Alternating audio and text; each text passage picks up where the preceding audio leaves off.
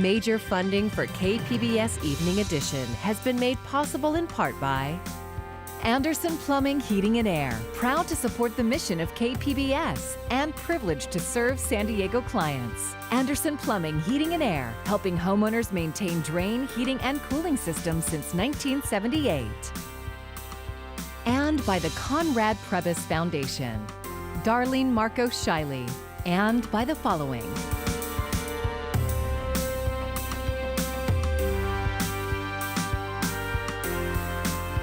And by viewers like you. Thank you.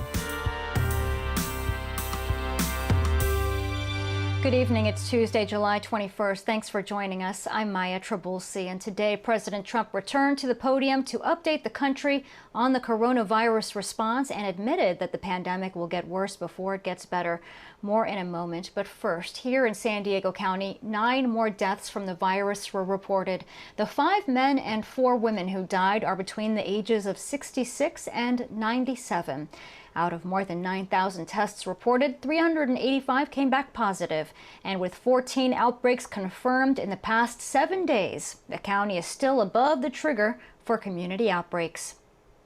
Governor Gavin Newsom announced strict new measures for reopening schools in the wake of surging COVID-19 cases, but those rules came with some fine print. KPBS education reporter Joe Hong spoke with one superintendent about how he plans to reopen schools even if the numbers in San Diego County remain high. Last week, Governor Newsom mandated that a county must be off the state's monitoring list for COVID-19 cases for 14 days before its school sites could reopen.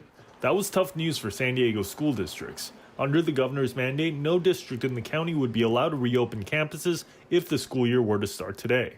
I completely disagree with his order. David Miyashiro is the superintendent at the Cajon Valley Union School District. To treat all school districts the same and shut us all down at the same time is, I think it's a huge mistake. Luckily for Miyashiro, there's a clause in the governor's new rules that says superintendents can request a waiver of these requirements for only their elementary schools. The request would go to the county health department for consideration. My team's in the process of putting something together now because we fully intend to show the governor and show our public health that our programs are running safely. We're following every guideline to a T, and we're vigilant about safety. Beginning in April, Cajon Valley Union piloted a full reopening by starting a childcare program for the children of essential workers. Miyashiro said his staff used this opportunity to figure out the safest way to fully reopen schools for in-person learning in the fall. He said the program has run for months without a single case of COVID-19. Safety is based on practice. It's not based on theory. So like anytime you learn a new safety protocol in whatever industry you're in, you start by training and practice. Miyashiro said if the district's waiver is approved, he feels confident that all of its 18 elementary schools could safely welcome its students back to their campuses in the fall. We are ready. We have the PPE. A lot of the districts around in San Diego County are complaining that, it's not safe, we shouldn't open. Those are excuses because they didn't prepare. Miyashiro said he doesn't currently know when its waiver request would be approved. Joe Hong, KPBS News. Many parents are looking for an alternative to in-person classes or distance learning this fall. Coming up, how some families are creating micro schools. The new state regulations allowing salons to operate outside might not be enough to save businesses. Our media partner KGTV spoke with a salon owner who was prepared to operate outside until she read the rules thoroughly. According to the state guidelines, salons cannot offer any chemical-related treatments or shampoo customers, only haircuts. Susan McKesson says those services account for about 90% of her business and are essential to the salon experience. You go to the salon for a certain experience, and now people are going to sit in a parking lot and get sprayed down in 100-degree weather. There's no way. It's not that sanitary. It's not a controlled environment. Sitting behind our chair is an absolute controlled environment. I know it's being cleaned. I know it's being touched.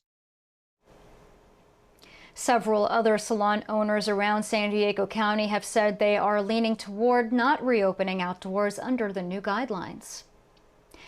Owning a restaurant is a challenge in the best of times, but since the pandemic began, San Diego County restaurateurs have had to navigate an ever-changing series of public health orders. KPBS reporter John Carroll has more.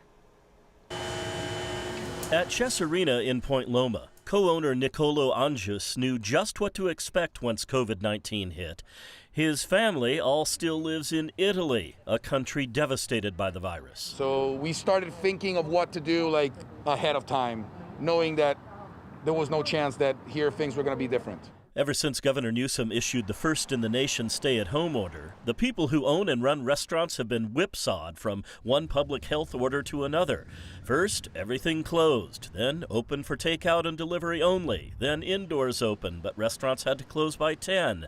Then a couple of weeks ago, no more indoor dining. It's frustrating because you cannot you can't look at the long run as we usually like to do. And now every day something changes, but we're lucky because being a small business gives us, the opportunity to be fluid and flexible. For Anjus, being fluid and flexible translated into this, a secondary outdoor dining area that he and his colleagues built themselves. And along with being fluid and flexible, add fortunate. Chesarina kept all their 46 employees on. They shared whatever profits they made with them, and they were able to secure some financial help. We were granted the payroll protection plan halfway through the stay-at-home order, so that gave us the opportunity to bring everybody back on the normal payroll for 8 weeks. Now, Anjus says business is okay, about half of what it was pre-pandemic. Not far away in Liberty Station at the Liberty Public Market, they were lucky. They already had a big patio outside. Still, it's been tough for the small restaurateurs here. More than 30 operations ply their trade inside Liberty Public Market. They work under the auspices of Blue Bridge Hospitality, based in Coronado. Matt Gordon is the vice president of operations. We have people who are not, multiple business owners or large business owners, and, to a lot of them every day is kind of a make or break at some point. So I think everybody, including us, was extremely scared about what the future could be. Both Matt Gordon and Nicolo Anjus say at this point they're just taking things day by day, like all restaurateurs, large and small, doing their best to navigate uncharted waters in the age of COVID-19. John Carroll, KPBS News. COVID-19 is San Diego County's top priority in a recommended budget released today. The $6.4 billion budget for this fiscal year includes $100 million of COVID-related expenses like testing, medical supplies, and food distribution. Budget increases include more than $23 million to address homelessness in unincorporated areas and $1.5 million increase for child welfare services. Virtual budget hearings will begin on August 10th. This afternoon, President Trump held his first coronavirus task force briefing in weeks, and he appears to be changing his tone on face coverings. We're asking everybody that when you are not able to socially distance, wear a mask, get a mask. Whether you like the mask or not, they have an impact, they'll have an effect, and we need everything we can get. And the president added that he's worn a mask and will continue to wear it when necessary. His comments come as cases continue to rise across the country, and the push to mandate masks causes controversy. Daryl Forges has the latest. We need to do what we can aggressively to stop the surge. 25 states continue to see spikes in coronavirus cases. One of the issues, whether or not to mandate wearing masks. Some states are pushing for them. I don't want to make a decision for the feds, but here in Louisiana, we need everybody to wear their mask so we can get the doors back open to Louisiana. But in Georgia, the mask-wearing debate between Atlanta Mayor Keisha Lance Bottoms and Governor Brian Kemp has gone to court after the governor filed a lawsuit against the mayor for mandating masks in her city. There are several things that I can assume, but what I know is this is very personal to me and very personal to the people of Atlanta. He has singled us out. Governor Kemp says he filed the suit to keep Georgians first. When we have local mayors that start going either above or beyond the executive orders that I have in place and try to pull back on our economy and start shutting our economy and shutting businesses down with really a knee-jerk reaction, I just can't allow that. While the mask debate rages on in parts of the country, The growing number of cases has also led to delays in test results. Some people get their results up to 2 weeks later. None of that is going to be really helpful in helping us stamp out this virus. We need more testing, we need quicker testing, and we need way more available testing, because right now we're failing in that department as well as many others. Daryl Forges, KPBS News. Families experiencing homelessness amid the pandemic are moving into a made-over motel. The city of San Diego bought the Super 8 motel in Edgar Highlands to be used as transitional housing. With renovations recently finished, the city decided to use it for families and children in need of shelter. Those who would like to be considered for the housing can contact the Alpha Project. Tiny homes have been added as an option to address San Diego's housing crisis. Today, the City Council voted in favor of regulations to allow homeowners to add movable tiny homes to their properties. They are similar to granny flats and range in size from 150 square feet to 400 square feet. The city had already allowed homeowners to build accessory dwelling units on their properties.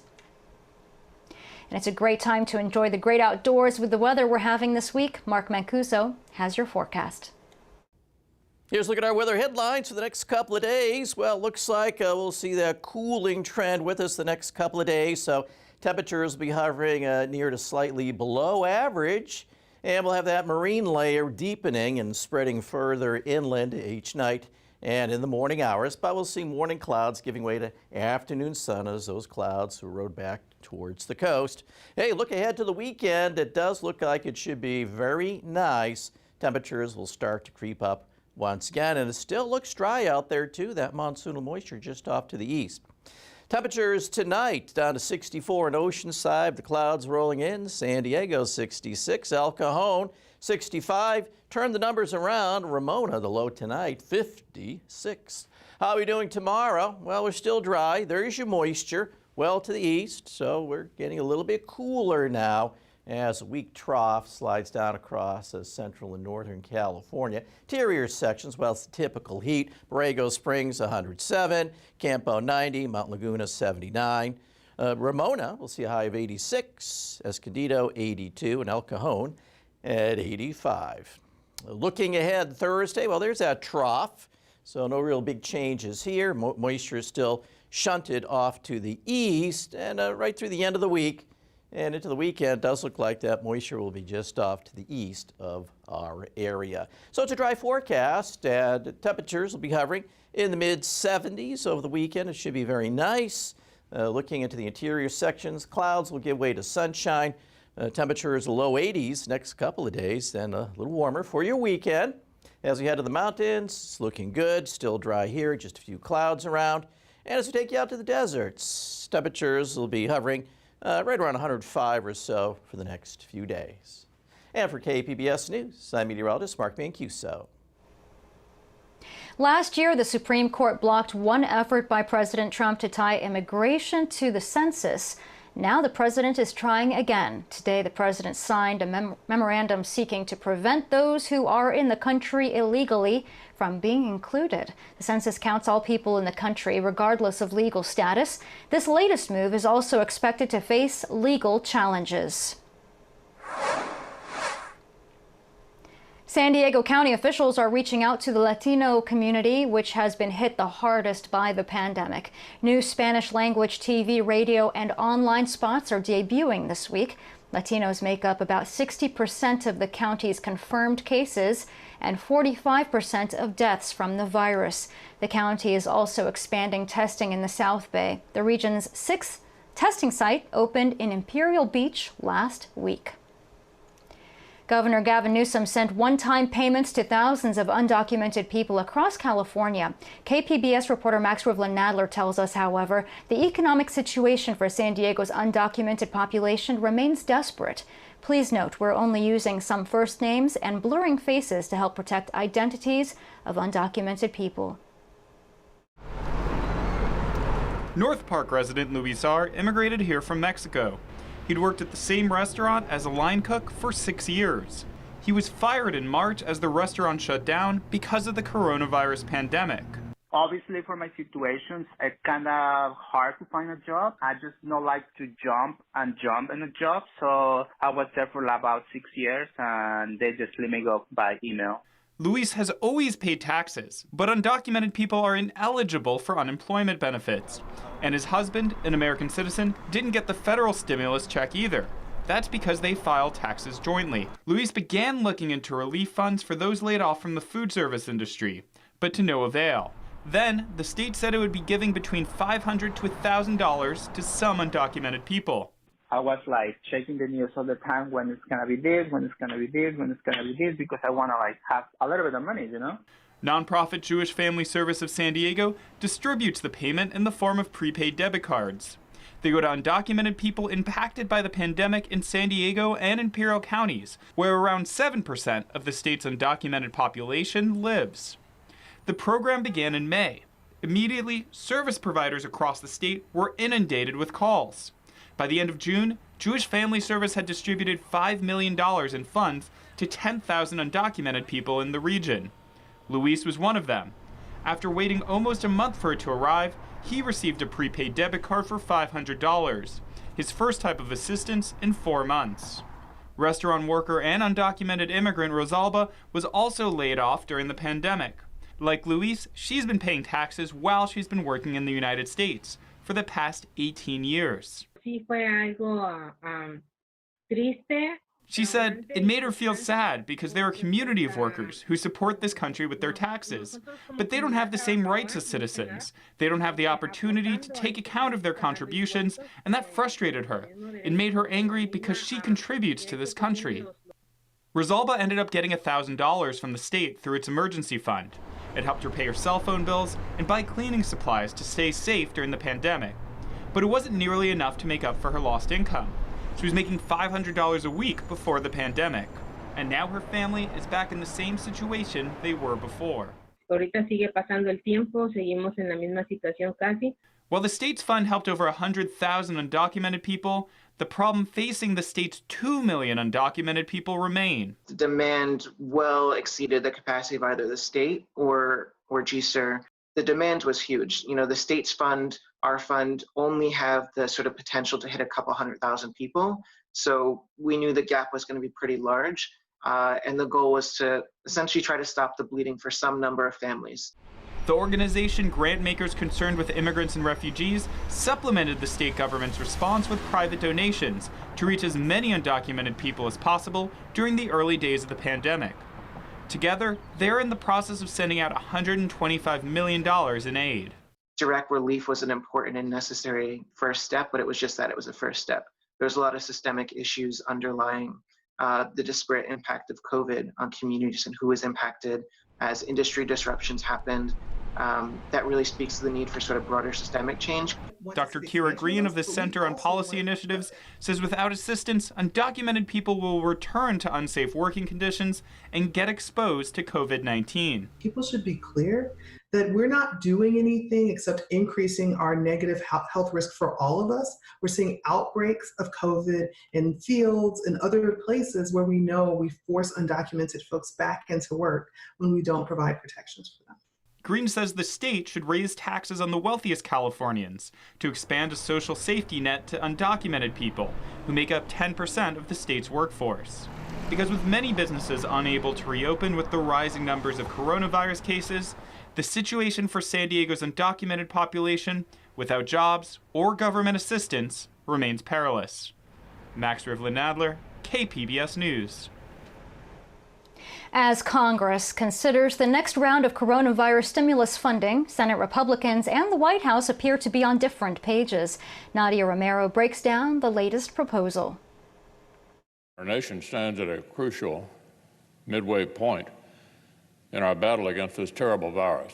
It's not just coronavirus Senate Republicans are battling, but also the White House. It's hard to negotiate when the president says one thing, Senate Republicans say another, and many of them are divided. Divided over what should and shouldn't be in the next round of COVID relief legislation. Senate Republicans are focused on three main goals. Kids, jobs, and health care. Included in the roughly $1 trillion plan is funding to safely reopen schools, tax credits and incentives to businesses, and stimulus checks to Americans. Direct payments to help American families keep driving our national comeback. One thing the majority leader didn't mention is a priority for the president. The president was very clear that he would like to see a payroll tax in there. But it's something many Republican senators are against. There are some differences of opinion on the question of the payroll tax cut and whether that's the best way to go. As the Trump administration and Senate Republicans work towards a deal, Democrats wait in the wings. Let's get going. It's over 60 days since the House passed the HEROES Act, which is a strong, bold, and comprehensive proposal. The legislation is expected to be the second largest economic rescue package in U.S. history, second only to the first measure passed earlier this year.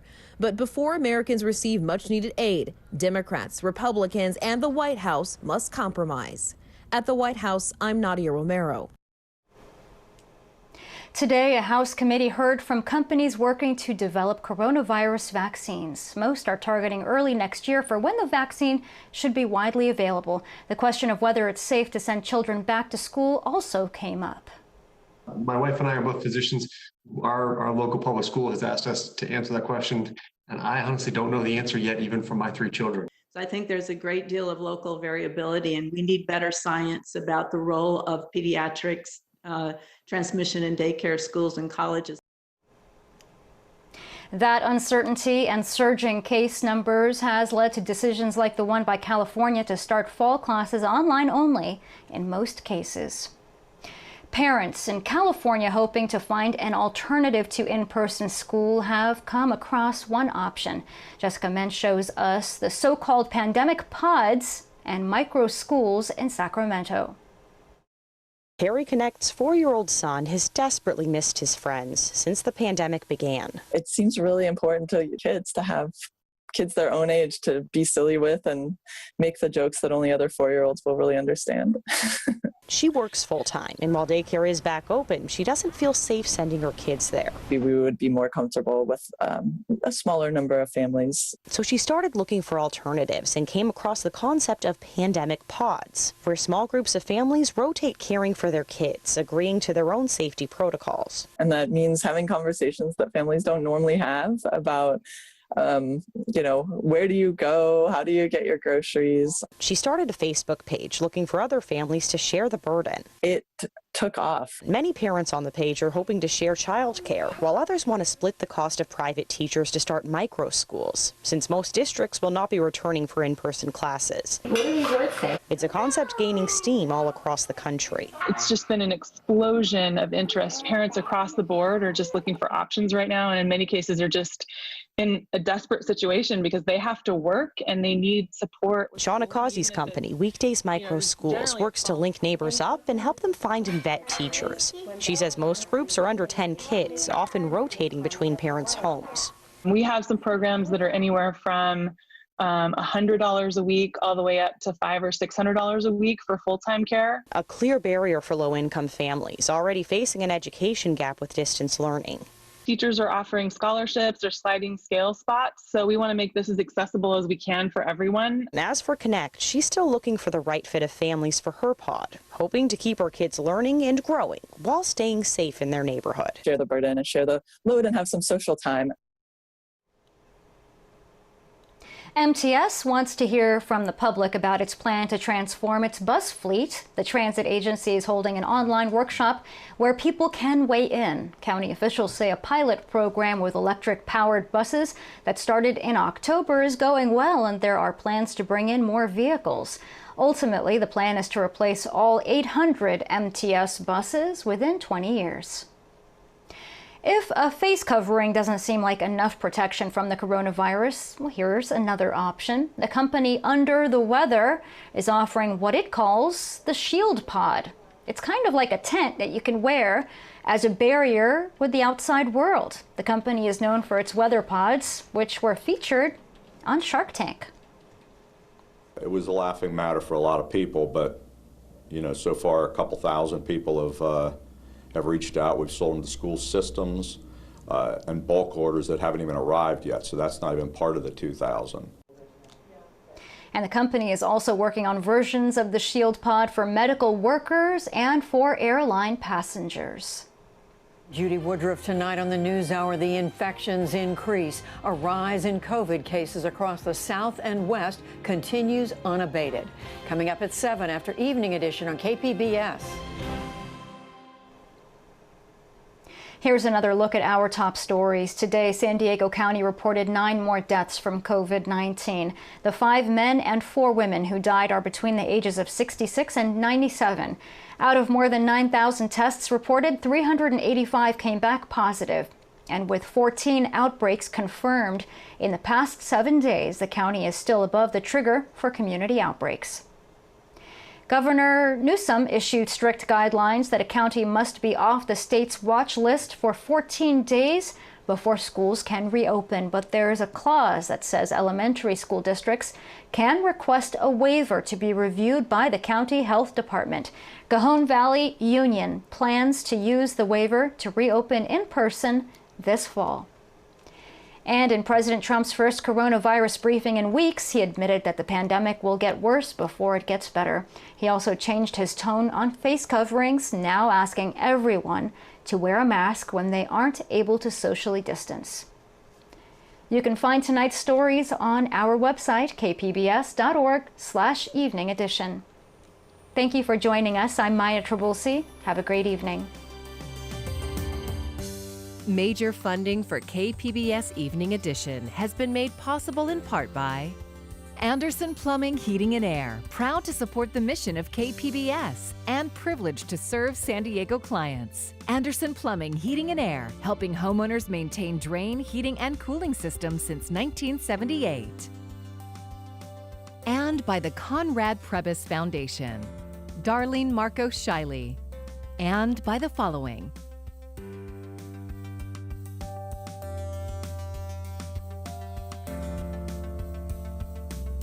and by viewers like you. Thank you.